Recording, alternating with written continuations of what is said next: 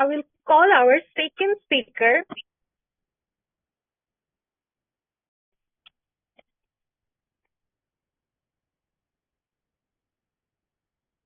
It's my absolute honor to introduce our second speaker, S.K. Monirul Alam.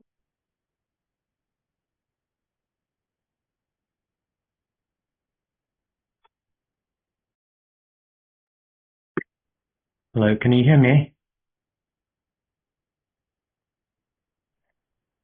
S.K. Monirul Alam is a Cambridge University certified English language teacher with over 20 years of teaching experience in London and 8 years in Bangladesh, specializing in English and business communication.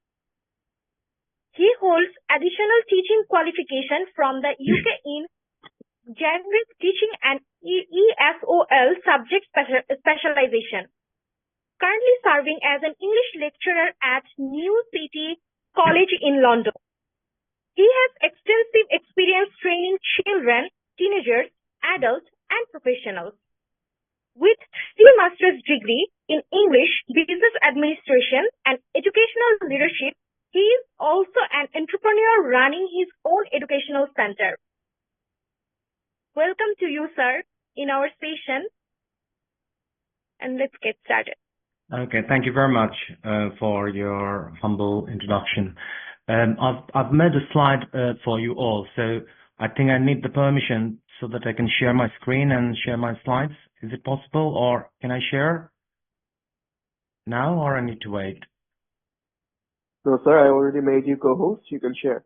Okay, all right, then I'm going to share my thing. Okay, so can you see my slides?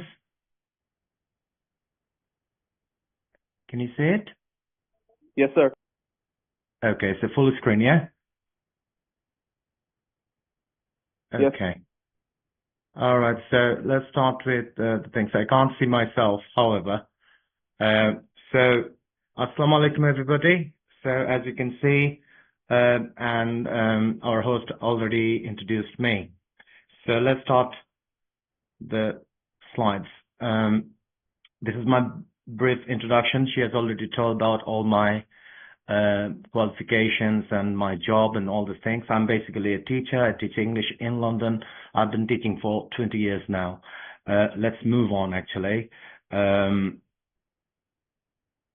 Okay, so what are you going to learn from this session? By the way, I have put my email address at the bottom of every slide, so you can take photos of the slides, or you can make a note. At the end of the thing, I will ask you some questions, or if you have any questions, you can directly contact me later on. So let's start with the topics we are going to cover today. As you can see,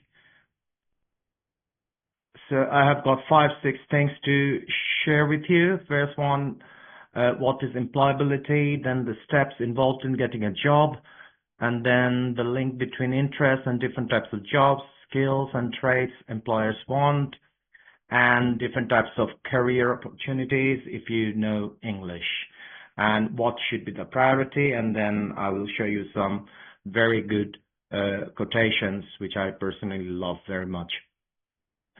So let's start with the first one. What is employability? I was looking at so many different websites, and then I finally found a very good one from your Daffodil University, International University. I think this is the definition I got from there, and it's quite simple and it's quite easy to understand that employability is the knowledge, skills, behavior, and attitude of an individual that will enable him or her to acquire and maintain their employment. So as you can see that I have highlighted or underlined some words there: knowledge, skills, behavior, and attitude. So these are the 4 things, and I'll explain all these things because these are 4 different things. So you should not be confused about one thing with the other. So let's start with what is involved in getting a job. So job is a process, actually. Process means there are some steps involved.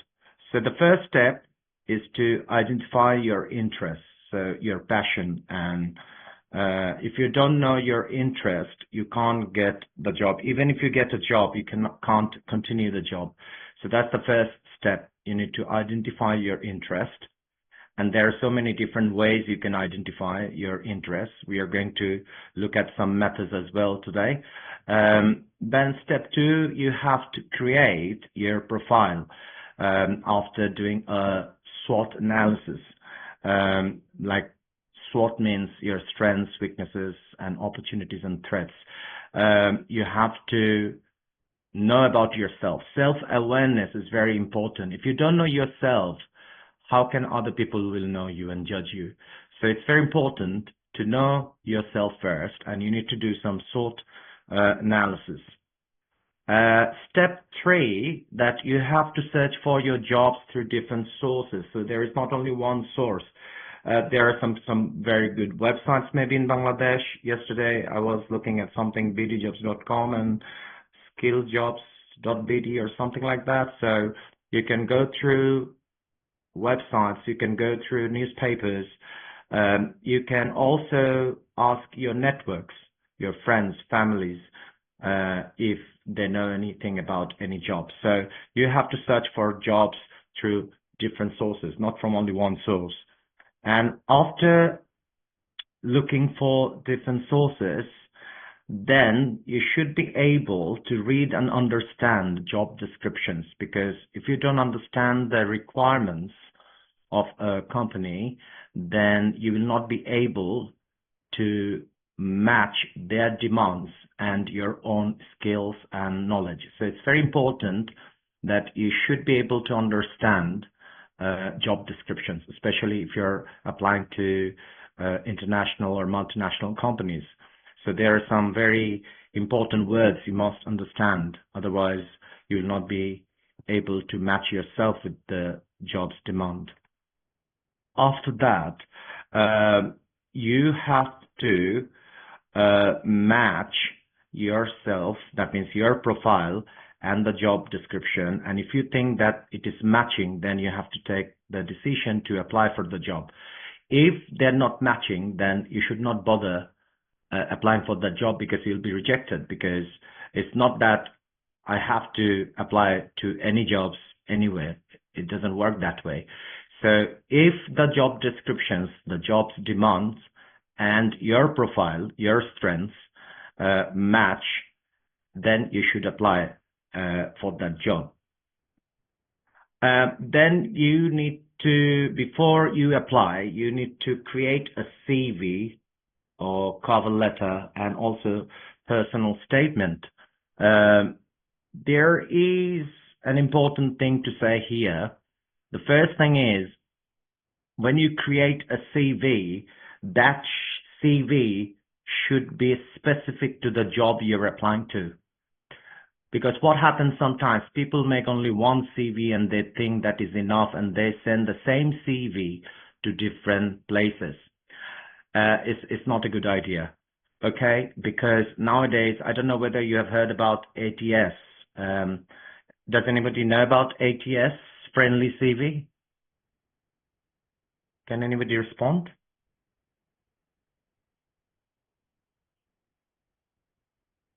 Can you hear me? Yes, sir, we can hear you. Oh, sorry. So I was asking, does anyone know about ATS Friendly CV? No? Okay.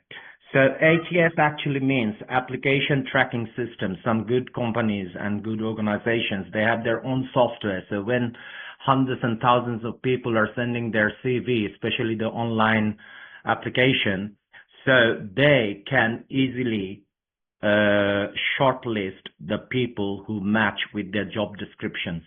So it's very important that you understand the job description and you put those keywords on your CV so that it's ATS friendly. Even when you're applying using online application form, you'll be selected for the interview. Because you always remember one important thing: you're not making CV to get a job. That's a very wrong concept, especially in Bangladesh. So we make CV not to get the job. We make CV to get an interview. So the purpose of a CV is not to get a job. Nobody will ever offer you a job only by looking at your CV. So you create CV to go to the next step, and the next step is to get an interview, to be shortlisted. So when you're creating your CV, when you're creating your cover letter or personal statement, it should be matched to the job description. Otherwise, there is a risk of not being selected for the interview. There are so many softwares available nowadays, even AI. Okay, you can ask AI to create your CV, and you can also put a job description in there, and then they can create a CV as well. And if you've got an existing CV, I don't have enough time at this moment, otherwise I can go through all these things and I can show you how to do these things. It's very, very easy if you know how to do these things. And then you can also check about the quality of your CV. So, and the same thing with the cover letter and the personal statement. It should not be only one cover letter that you send to everywhere. It should match with the job description or the job demand. So when you create your CV, as I told you, and then another important thing about the CV, that there are different types of CV. In America, they call resume. However, for fresh graduates, you should focus on functional CV, not chronological CV, because there is another one called chronological CV. So you should focus on functional CV, which is focused on skills, because when you are a fresh graduate, you don't have that much work experience. So you have to focus on your skills. And you have to focus on some achievements at your university life. So that's very important. Then, when you send your CV, cover letter, or personal statement, then if you're shortlisted, then you get the job interview invitation. And then you have to prepare for your job interviews, and then you have to attend job interviews. Without preparation, you should not go for interview. Now, what does that preparation mean? Preparation means you need to do some research about the company you're applying to. You have to understand the industry. You have to practice how to answer, because as you know, that sometimes it's not possible to speak clearly and in a structured way, because if you're not practiced. For example, I'll give you another example. For example, we are all Bangladeshi and we speak Bengali, and there is a stage and someone is asking you to go to the stage and speak for 10, 20 or half an hour. You will not be able to do that. Even Bengali is your language. Okay?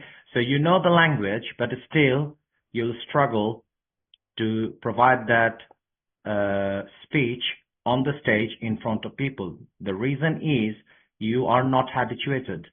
You have not ever practiced that type of speech in your life. So when you're preparing for your job interview, you have to prepare some answers to the common questions, and you have to practice like a rehearsal. You know, when people go to drama, and like actor and actresses, they memorize their dialogue and then they practice. Yeah, so you have to do that thing, and you have to know about ins and outs of the company. You have to know about the industry. You don't think that, yes, I've got first class first, or I've got a certificate from a very renowned university, and then people will give me the job. They will not give you the job if you can't answer their questions properly. So I think you should know about this thing, that this is a process.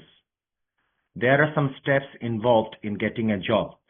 Now, the important thing is, some people think that getting job is just one step. I apply for the job, I get the interview, and then I get the job. That's not true. There are so many steps to cross to get your dream job, and it starts from the university life. Okay, so what I'm going to do actually, I'm going to ask you some questions later on. I want you to take a picture of the slides and make your questions to ask me at the end, or you can also send me email later on with your questions, and then we can go forward from that thing. Let's move on to the next slide. I've got so many slides actually. However, let's move on to the next part. So this is about how different types of interest are related to different types of jobs.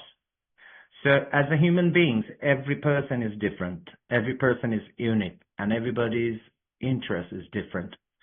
Everybody cannot be suitable for every type of job. So it has been found from research that you always do better when you know about your interest. So according to the interest or types of people, they have categorized some specific jobs. For example, people who have interest in doing things, they like things, they want to do hands-on activities, they are good for the jobs like this, like chefs, like construction workers, like farmers, because these are people who can't stay and stand in one place. They need to move. They need to do things. Okay, so for those people, these type of jobs will be suitable because they can do things in their job. Then if you look at the second category, people who have interest in thinking and working independently. Some people don't want to do like group work or teamwork or working with others. They like to work by themselves, like a little bit introvert person. So there are some jobs actually suitable for this type of personalities. For example, financial accountants or laboratory researchers. Okay, they are focused on their research. They are doing their own work on their own, and these type of jobs are suitable for this type of people. Then you can see that people who have interest in creating new things, they are very creative minds. They will be very good at this type of jobs like graphic designers, fashion designer, actors, actresses, because they can show their creativity in their job, and they are suitable for this type of job actually. Another category is for the people who have interest in helping others. They like to help other people, so they are always involved in that type of professions like teachers, doctors, nurses. They feel happy when they serve others, okay? Because that is their personality. They always want to help others, like charity organizations and all this type of things. Then some people who have interest in persuading others and have good people skills. They love talking to people. They love to persuade other people. So they are good in this type of jobs. Like they can be good salespeople, they can be good marketing people or managers, managing a team because they know how to talk to people, how to deal with people. So they are people, they have got very good people skills. And if you look at another one, this is for the people who have interest in organizing things and love structures and rules. They love systems. They do the things step by step. They are very organized. They're not messy. So they know what to do, how to do, and everything is in a very organized, structured way. So, for example, like secretary or administrative assistants or some project managers, because project managers have their own plan. They have their own full calendar. They have daily calendar, weekly calendar, monthly calendar, everything, and they have got good tracking systems. And even the researchers, okay, these people are very structured, okay. They can't be messy. They always try to follow the deadlines, and they're very structured, actually. So as you can see, that interest matters. So if you know what type of person you are and where your interests are, then I think you will be successful in that type of job, actually. Because as I said, everything is not for everyone. So does this make sense? Am I clear about this slide, or has anyone got any questions here? No? Okay, I move on. Let's move on to the next thing. So what I'm trying to say here, actually, don't think about the trend. Because in Bangladesh, what happens, people follow the trend. People, for example, someone wants to study BBA, MBA because that's the trend. Someone wants to study computer science or AAA, that's the trend. So what about the other subjects, other professions? Okay, you need to know about your own interest. Otherwise, it's just waste of time. Let's move on to the next thing. Oh, as you can see, as it's written at the bottom of the slide, that many different types of jobs use similar skills. For example, someone wants to be active or working or doing things and at the same time helping others, like teacher and doctor. So sometimes it happens the jobs are totally different, but they are using similar skills. So you need to find out your interests, and then you can apply for the right job, and you can prepare yourself for the right job. Move on to the next thing. This is one of the tests that takes place internationally. As you can see, it's called DISC assessment. A DISC assessment is a behavioral self-assessment tool that measures personality and behavioral style. Okay, I don't have the time to go through all these things, but I have got some good link. If you ask for these things, you can contact me and I can send you the link later on. You can check your own personality and behavior, and you can find out what type of person you are. And when you are dealing with other people as well, if you know about their behavior or personality, and then you can use the right communication strategy, because you have to understand the people to communicate with them. So this is a very popular, famous international assessment tool.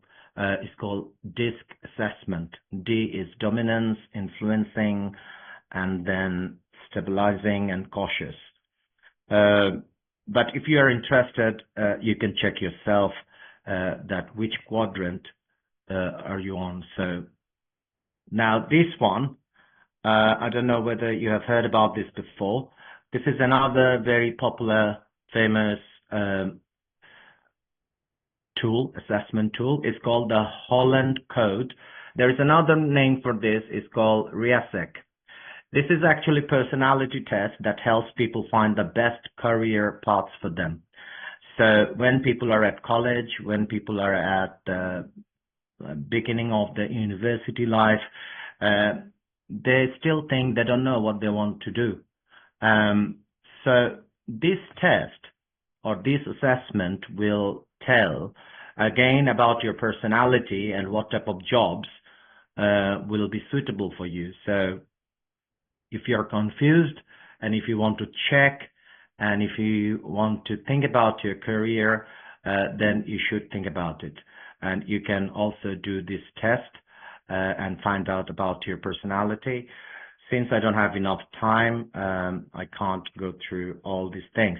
But as you can see from the slide, that there are different types of personality and there are different types of jobs relevant to that type of personality. Okay, so this is very important. For example, I can share one thing, that if someone wants to be a doctor, some parents want their children to be a doctor, and they don't want to be doctor even they're very good at science or biology and chemistry and all these things. There is no point to push that person to medical school to be a doctor, because that person has no interest and no personality like that, because some people get scared when they see blood and all this type of thing, so they can't be a doctor. So this is very important. I think this is also important for the parents as well to check, to find out about the personality and suitable jobs for their children. So this is called the Holland Code test or the RIESEC assessment. Then the thing is what employers want, because our previous speaker, he was very experienced, and he was telling you about the gap between the corporate demands and the candidate's abilities.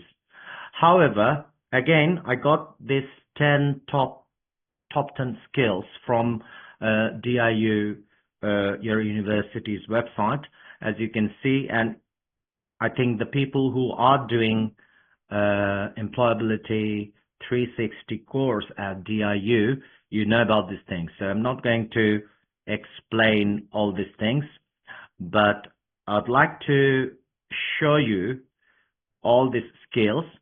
And I would not say only the skills, because there are some things here that related to traits or behavior or quality.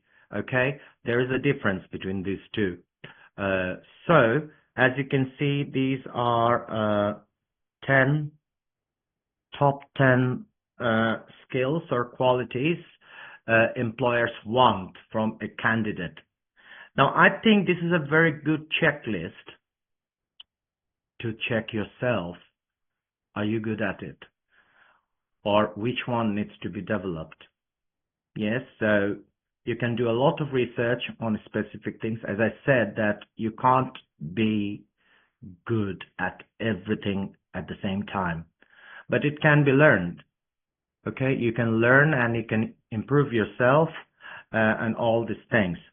So here, I'd like to ask one important thing, and that is called self-esteem or self-confidence.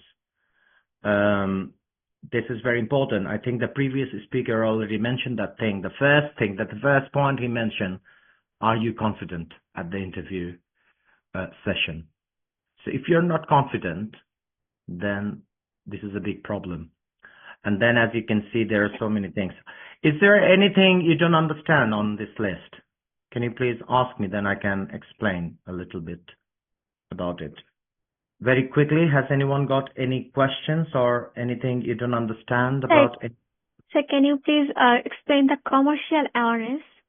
All right, of course. Commercial awareness means about the business world, because at the end, you're going to work for a business company. So if you don't know how business world works, what is management, what is marketing, what is profit, what is loss, what is finance, then you will feel very, very weak in that corporate environment or in that situation. For example, you are a student of English literature. You are very good at Shakespeare or something else. But that will not help you when you go to job. You need to know about the business and how it works and the professionalism and all these things. So commercial awareness means, because some people, I have seen that some people have no interest about business. They hate BBA, MBA, finance, accounting, this type of terms and things. But thing is, you can't avoid, because at the end, when you apply to a job, that job, if it is not a teaching job, like if you don't want to be an English teacher, maybe even for the teaching job, you will work in an organization, and that organization could be public or private, and that organization also thinks about profit and loss and all this type of things. So commercial awareness means you should know about your industry. what's going on, what's the trend, what is important, how it works, and all this type of things. Am I clear to you? Yes, sir. Thank you so much. You're most welcome. Is there anything else anybody wants to know about this slide? Everyone, if you have any questions, please raise your hand. Our honorable sir will answer your question. Yes, Rashidul Firdaus, please go ahead. Thank you, sir, for giving me opportunity. Yes. So, you say about the steps where you say the identify your interest. Yes. As a student of English literature, I have an interest in teaching as well as writing. Yes. So it is okay for me to focus in both interest or just one interest. You can try at this stage when you are at the university. You can focus on both, and then when the time comes, you can take the final decision. So I'll show you more slides and I'll tell you what to do, because a person can have different interests. So, for example, a professional doctor can be a singer. So sometimes that person can sing on TV and somewhere else, but professionally he can be a doctor, but that person also likes singing. So if you have got two interests, as you said, teaching and writing, then yes, you can focus on both, and then you can try both of the things later on, because that will help you. If something doesn't work, then you can try for the other one. Does that make sense? Thank you, sir, for your advice. You're welcome. So let's move on. Let's move on to the next slide. So what should you learn additionally? So, oh, sorry, Mishkat Jahan. Yes, Mishkat, do you have any questions? Assalamu alaikum, sir. Yes. Sir, can you please explain about negotiation and persuasion? Okay, negotiation and persuasion. So, okay, negotiation means when you negotiate. For example, when you go to buy something, like you go shopping, what do? The seller asks you a price, ask for a price, and then you say, no, I will give you less. And then you start talking with that person. So actually that is a negotiation. Someone is asking for something and you want to give something different. So you have to negotiate. You can't fight. You can't argue. You have to manage. You have to influence. So there will be some situations in life when you have to negotiate with your boss, with your colleagues, with another organization's people. So this is a skill. You have to learn these things, how to negotiate, so that you don't hurt other people's feelings and you don't make other people upset. And persuasions is when you need to persuade. So for example, if you are a seller and you want to sell something and you are in a trade fair or Banijja Mela, then you need to persuade your customer to buy from you. If you feel shy, if you think, oh, no, how can I ask for the things? Then you can't be a good salesperson, because in some jobs, you have to persuade. Even, for example, you are a teacher and you want your students to finish the assignments or to come to the class regularly, then you have to persuade them. If you don't know how to persuade, how to influence, then they will not listen to you. They will not feel that, oh, it's important to go. So negotiation and persuasion are, I think, is life skills. Everybody should learn them. Okay? It's very important. It doesn't matter what job you do, but in some situations, you have to negotiate and you have to persuade. Yes? So negotiation is also very important. Is that clear to you? Yes, sir. All right. So let's move on. Then you are learning something at university, especially if you are an English literature student. And I think there are some BBA students here as well. I'm not sure about it.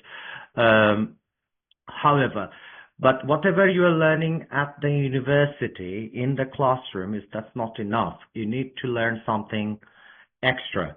So I have put some other things here, as you can see. Oh, sorry.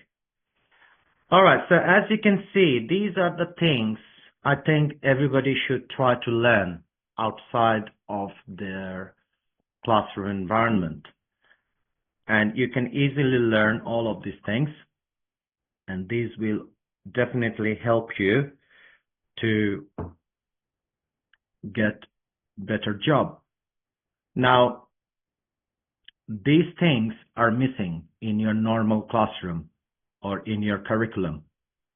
So, for example,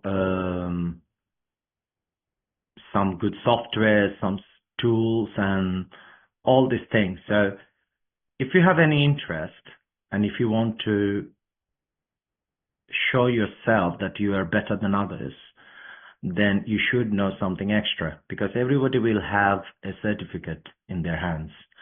And it depends actually how much you care for these things. You cannot tell at the interview that I don't know about it because I was not taught about it at the university. This is not the university's duty to teach you these things. This should be your interest. You should learn all this. For example, editing and proofreading tools. So you should know, if you want to be a writer, you should know some editing and proofreading tools like Grammarly.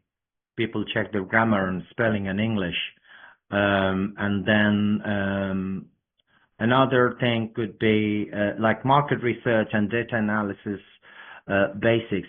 So these will always help you in your job. And some tools and basic IT. For example, I have created these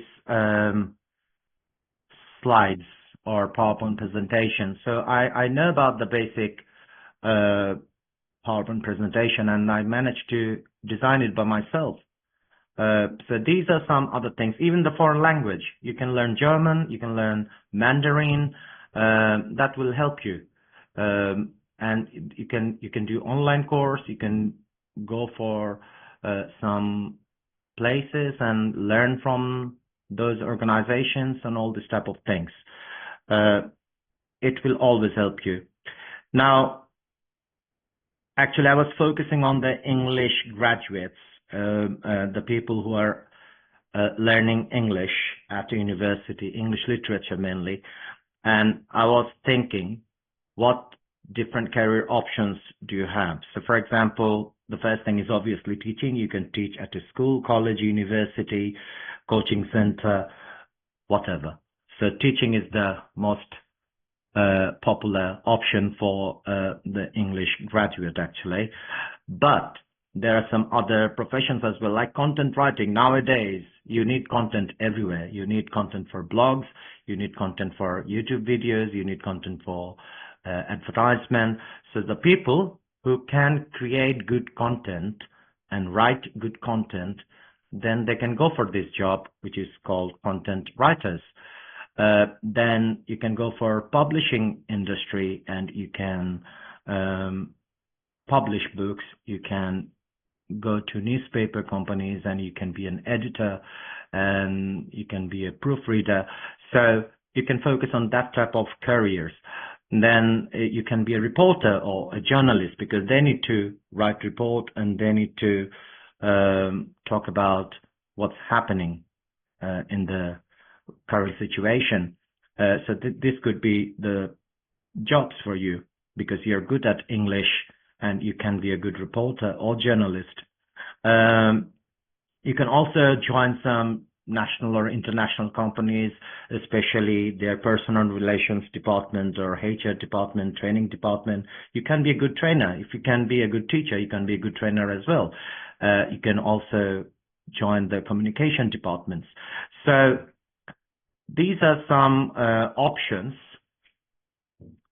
you can see. Excuse me. So NGOs and development sectors.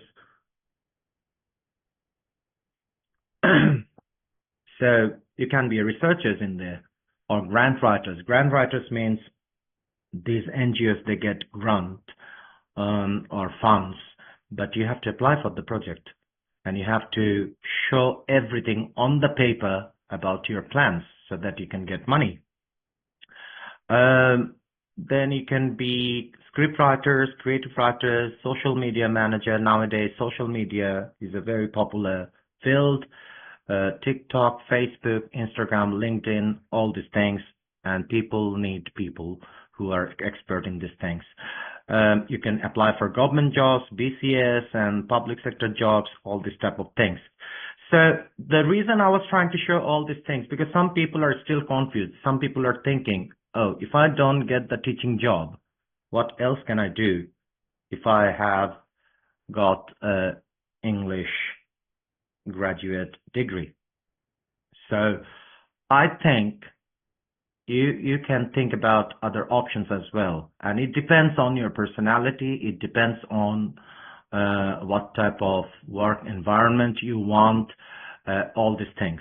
Has anyone got any questions about it? No? Okay, very quickly move on then. Learning gaps, as the previous speaker already mentioned, there are gaps, and there are gaps because what you are learning at the university in the classroom and what the employers want, they're different. So for example, if you are an English student studying English at university, these are the things you are learning. You're learning academic English and how to present academic thing like Shakespeare or poems or something like that. You have no ideas about the technical writing, and then maybe you are not good at IT because you don't need IT to study English at university. So you're not good at any computer softwares. Your audience is always academic. When you do the discussions, when you do the presentations, when you do seminars, is all academic people are there. You are doing academic thing related to English literature or language. Then you are focusing on interpretation and some abstract ideas, because when you are dealing with literature, there are so many abstract things there. And then you have got limited focus on collaborative skills, like means you don't need to do a lot of project work or group work or teamwork. It's all individual things most of the time. Sometimes you have to do group work, but that's very limited.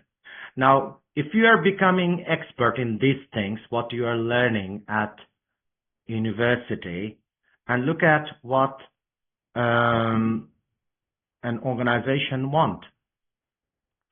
When you go to a workplace or business organization or corporate world, they don't need your Shakespeare or poem. They need professional English. They need business English.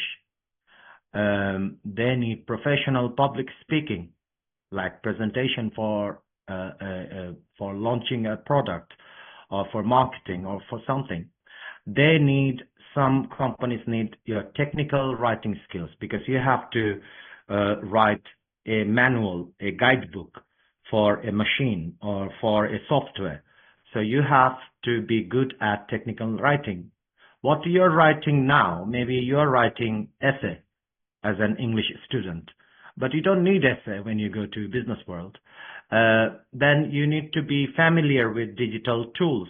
There are so many digital softwares and other things relevant to the business world. Your audience will be diverse. It's not only English departments people. Your stakeholders will be different people. You have to deal with marketing people, management people, HR people, international people, national people. So your audience will be different. So your language should be different for different people. And then you have to focus on action-oriented problem-solving language and all this type of things. Because when you are saying something, you have to give the solutions. When there are meetings, you have to give the solutions and you have to give them some actions. and then most of the time you need collaboration and you need feedback, because you have to work in a team, and then you need to know how to work in a team, how to give feedback, how to deal with peers and all these things. As you can see, there is a gap, because what you're learning as your curriculum, they are not teaching you the things you need in the business world. And you have to be very careful about these things, because business world English is totally different.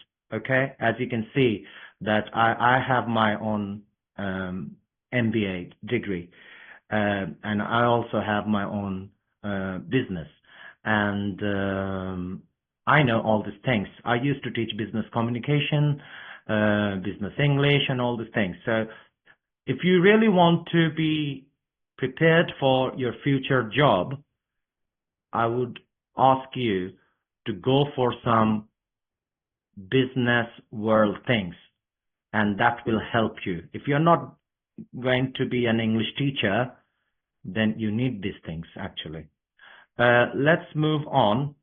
As I said, you can always take pictures and take notes, and at the bottom of every slide I have got my email address. You can contact me later as well, because we don't have enough time. We have got only 10 minutes or 8 minutes left. So how to improve workplace English, because this is the different English. It's not the same English you're doing. So I'm giving you some ideas that how can you improve your business English. So take business English or professional communication courses. You can, I don't know, there used to be British Council Business English course. I don't know if they're offering it now. So you need to know how to do it, because sometimes you might not have that module in your curriculum, or maybe just one module in the whole 4 years course, just one business communication course maybe. That's not enough to become skilled. Yeah, you can be knowledgeable, but you can't be skilled. I'll show you these things later. What's the difference between knowledge and skills? You can start reading professional content, articles, journals, business related websites, and all these type of things, because you have to be good at these things. Okay.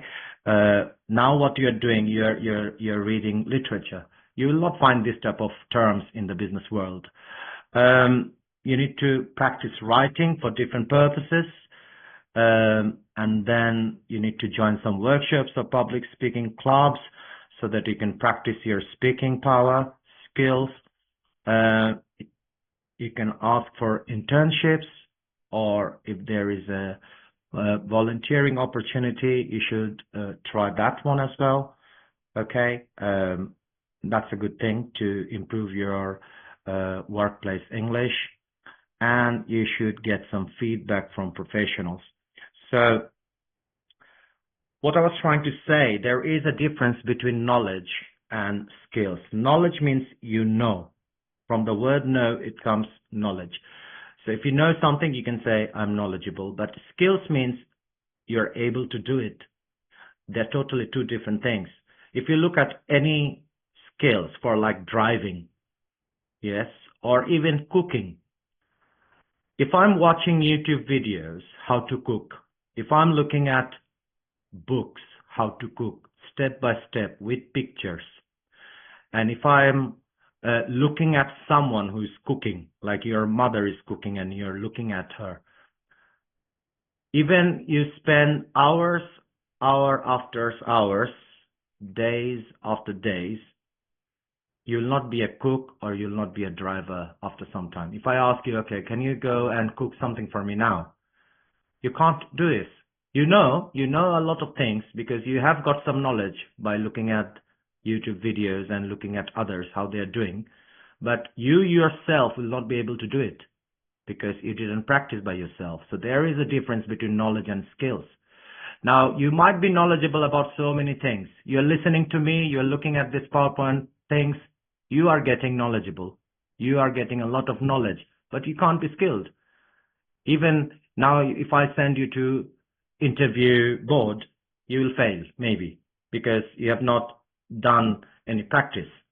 So what I'm trying to say, don't be satisfied when you know and understand something, because at the end you need to develop your skills, and skills comes by doing. Okay, the more you do, the more skillful you will become. You can't be skilled by avoiding that thing. You can't be a cook by avoiding cooking. You can't be a driver by avoiding driving. Exactly like that. You can't be a speaker without speaking. You can't be a writer without writing. This is very simple maths. If you want to be a good writer in English, start writing. If you want to be a good speaker, start speaking. Okay? If you're listening to English, like YouTube or English movies or English music, and you're thinking, okay, let me understand first, let me learn first, then I'll speak. You'll never speak, because there is no end of learning. So, I've got 4 minutes left. So, what should be the priority? The priority is the right mindset. Whatever we have just said and other speakers said, if you don't have the right mindset, means the right attitude and the right self-belief, nothing will work. I can guarantee you that. Okay? Nothing will work. Everything comes from the mind. Your mind creates the thought, your thought creates the feelings, your feelings and thought creates your action gives you the results. So there is a connection. If you're not in the right mindset, if you don't have the right attitude, if you don't know the importance of something, if you're not taking it seriously, then you will not take action. You will procrastinate, and then you will not get the results. So I think everybody should think about their right mindset, how to be motivated, how to be more confident, how to be good at self-belief and self-esteem and all these things. That should be the priority. Forget about all the other things. Communication skills, this is skills, that is skills. If your mindset is not there, you will not do the work. You will avoid everything and you will not get the results. So do you have the right mindset? Are you hungry about it? How serious you are? And how much time you're spending on these things. So that's very important. So the first thing is to think about your mindset. Should have the right attitude. And then I'm going to share some good quotes with you. Quote number 1 is by Jim Rohn. It's an American. You're the average of the 5 people you spend the most time with. So choose your friends wisely. So who are you spending time with? Because your mind will be influenced by your friends. Yeah. So, for example, I spend a lot of time with so many famous people. The question is how? Because I read their books. I listen to their YouTube channels. I read their articles. So although I am here in London, but I'm connected with so many people all around the world. Some people are in America, some people in Australia and Canada, because I'm spending time with them. How? By listening to their channel, by listening to their podcast, by reading their books. So this is very important. Who are your friends? Because you will be like your friends on average. So then another one, small disciplines repeated with consistency every day lead to great achievements gained slowly over time. So consistency matters. You can't go to gym only one day in a week and think that your body will be improved. It will never happen. You do small things, but you do it regularly. So consistency is very important. Another important quote by APJ Abdul Kalam, as you can say, if you fail, never give up, because fail means first attempt in learning. So you learn something and then you try again. End is not the end. In fact, end means effort never dies. If you get no as an answer, remember, no means next opportunity. So let's be positive. This is American Les Brown. He said, it's better to be prepared for an opportunity and not have one than to have one and not be prepared. Very interesting. And sometimes it happens. You will get the opportunity, but you will feel that I'm not prepared. I can't apply for this job because I'm not prepared, even if you have the opportunity. So it's better to prepare yourself and wait for the opportunity. And even the opportunity doesn't come, it's okay. And then this is another very important quote from this book, The Compound Effect. As you know that I love reading books in my free time. Darren Hardy. He says, you will never change your life until you change something you do daily. The secret of your success is found in your daily routine. So it's actually your habit. Do you have any habit? There's a very good book like Atomic Habits and The Power of Habits, okay? They're very good books. So these are some very good, you need to do something daily. And then finally, this is from Quran. As a Muslim, I believe in Quran, I believe in all these things. And it says, indeed, Allah will not change the condition of a people until they change what is in themselves. That's chapter 13, ayat 11. Now, what does that mean? Until they change what is in themselves. I think it starts from mindset. You have to change your mind first. Everything is happening through your mind. What is your mind telling you? Your mind is telling you, oh, I don't feel like doing it. I'm not doing it now. Your mind is telling you, okay, I should do it. And you're doing it now. So you have to have the full control on your mind. And then you have to change your negative attitude, negative belief and all these things. So you have to change yourself first. Nothing will work. Otherwise, nothing will work. So I have got a plans about you. Since my background is from English as well, and here there are many students from English department. So I'm planning to create international standard online courses on these topics for the Bangladeshis only, because I want to pay back. So I need people like you who can give me some feedback and tell me about the demand, because I've not been living in Bangladesh for the last 20 years now. So I'm not 100% sure about the demands of the students at this stage. And I'm going to create an online English language club where people can come and discuss with me and we can practice English and all this type of things. So as you can see on every slide, I've sent my email address. And if you want to get a copy of today's slide, you can also ask for it. But you have to tell me first what you have learned from my presentation. Otherwise, I will not send you the slide. Okay, so from my whole presentations, what have you learned and what you're going to change? Because without change, you can't get a new result. You know what is the definition of madness or insanity? Keep doing the same things and expecting different results. That's madness. If you keep doing the same things, you will end up with the same result. If you want a different result, you have to do different things. So that's all. So that's all from my things. So thank you very much for your patience, and I'm going to stop sharing. Sorry, I took some extra minutes, so I don't know. I'd like to thank Ripon for inviting me. I think Ripon is there, I think. Yes, I'm listening you, sir. Okay. So yes, I don't know, should I go or should I stay? Or no, sir, I want you to stay here at least for a minute. Sir, we have a photo session part.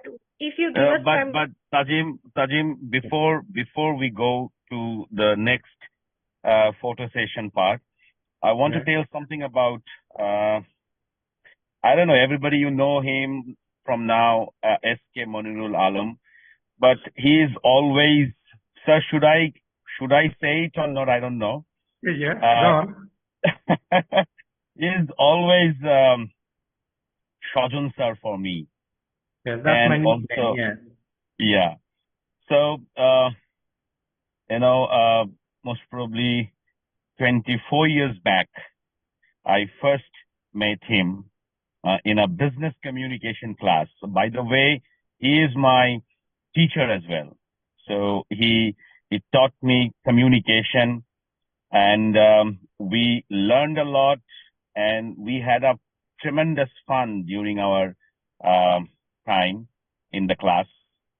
Shajan sir, আমার কাছে মনে হয় যে actually তারা আপনার বাংলাকে miss করেছে because Awesome. you are so fluent and wonderful accent.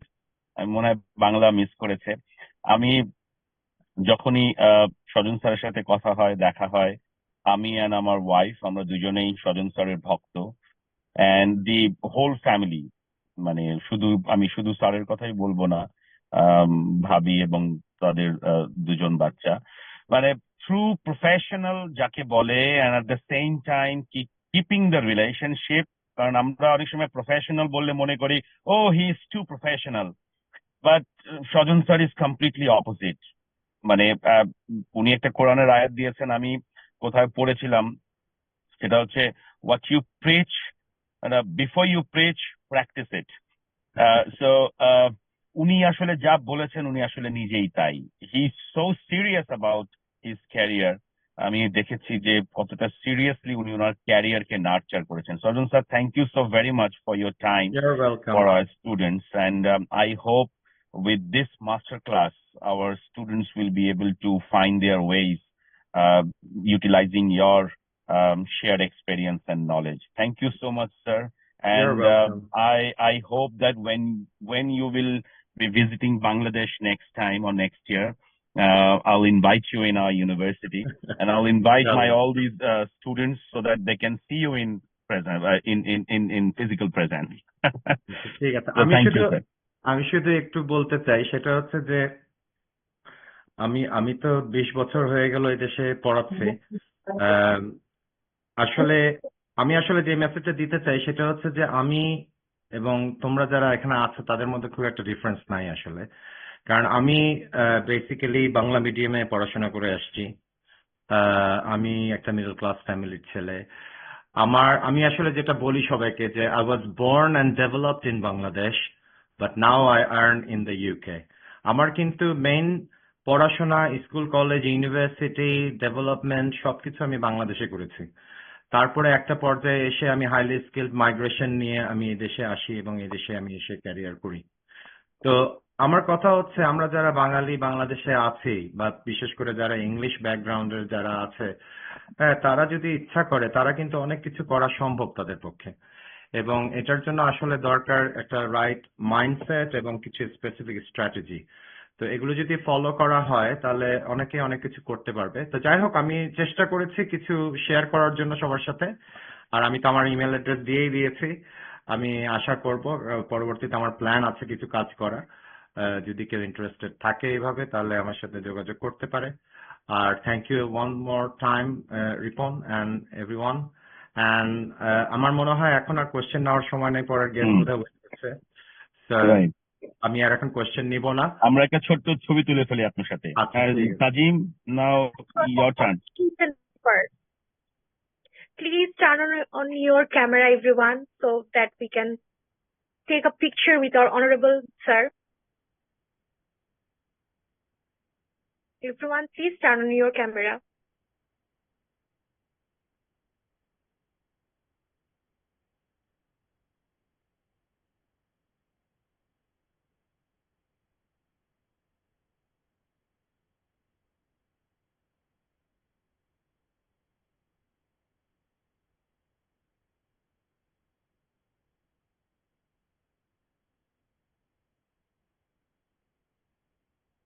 Done? Done?